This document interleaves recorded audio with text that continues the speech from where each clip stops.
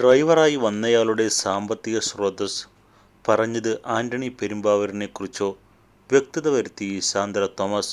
Producers അസോസിയേഷനുമായി തുറന്ന പോരിന് തുടക്കമിട്ടിരിക്കുകയാണ് Sandra Thomas. സംഘടനയിൽ നിന്നും പുറത്തായതിന് പിന്നാലെ കടുത്ത വിമർശനമാണ് സാന്ദ്ര നേതൃത്വത്തിനെതിരെ മാധ്യമങ്ങൾക്ക് മുന്നിൽ ഉന്നയിച്ചത്. പ്രൊഡ്യൂസേഴ്സ് അസോസിയേഷനെ നിയന്ത്രിക്കുന്നത് നിർമ്മാതാവ് ജി സുരേഷ് കുമാറാണ്.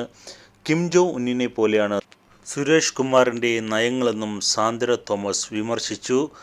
നേതൃനിരയിലെ മറ്റൊരു നിർമ്മാതാവിനെതിരെ പരോക്ഷ വിമർശനവും നടത്തി. ഡ്രൈവറായിരുന്നവരും പ്രൊഡക്ഷൻ കൺട്രോളറായിരുന്നവരുമാണ് ഇന്ന് പ്രൊഡ്യൂസേഴ്സ് അസോസിയേഷൻ്റെ തലപ്പത്ത്. അവരുടെ സാമ്പത്തിക സ്രോതസ് അന്വേഷിക്കണമെന്നും സാന്ദ്ര തുറന്നടിച്ചു. ഈ പരാമർശത്തിൽ പല വ്യാഖ്യാനങ്ങളും വന്നു. ആന്റണി പെരുമ്പാവൂരിനെയാണ് സാന്ദ്ര ഉദ്ദേശിച്ചതെന്ന് വാദം വന്നു. ഡ്രൈവർമാർക്ക് പ്രൊഡ്യൂസർമാരായി കൂടെ എന്നും ചോദ്യങ്ങൾ ഉയർന്നു.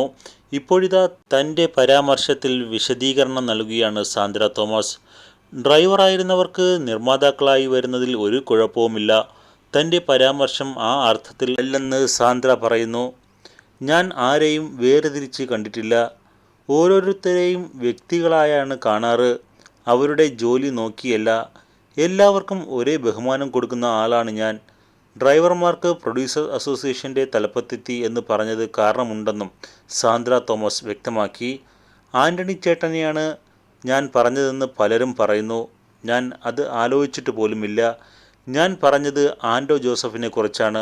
ആൻഡോ ചേട്ടൻ ഒരു നടൻ്റെ ഡ്രൈവറായിരുന്നു ആദ്യം. അങ്ങനെയായിരുന്നു ഈ ഇൻഡസ്ട്രിയിലേക്ക് വരുന്നത്. അതിനുശേഷമാണ് പ്രൊഡക്ഷൻ കൺട്രോൾ ആകുന്നത്. അദ്ദേഹത്തിൻ്റെ സാമ്പത്തിക സ്രോതസ് പരിശോധിക്കണം എന്ന് തന്നെയാണ് ഞാൻ പറഞ്ഞത്. ഈ സമയത്ത് എന്തിന് പുള്ളി കേരളം വിട്ടു പോകാൻ ശ്രമിക്കണം? ആളെ പറയാതിരിക്കുന്നത് കൊണ്ട് തെറ്റിദ്ധാരണ വേണ്ടെന്നും സാന്ദ്ര തോമസ് വ്യക്തമാക്കി. പ്രൊഡ്യൂസേഴ്സ് അസോസിയേഷനെതിരെ നിയമ നടപടിയുമായി മുന്നോട്ട് പോകാനാണ് സാന്ദ്ര തോമസിൻ്റെ തീരുമാനം.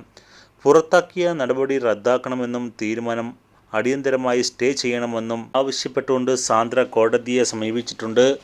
താൻ ലൈംഗിക അധിക്ഷേപത്തിനെതിരെ പരാതിപ്പെട്ടതിൻ്റെ പ്രതികാര നടപടിയാണിതെന്നും സാന്ദ്രയുടെ വാദം. ആൻഡോ ജോസഫ് തന്നെ വളരെയേറെ ബുദ്ധിമുട്ടിച്ചിട്ടുണ്ട്. ഇവരെ പോലുള്ളവരെ രാജാക്കന്മാരായി ഇനി വാഴിക്കുകയില്ല.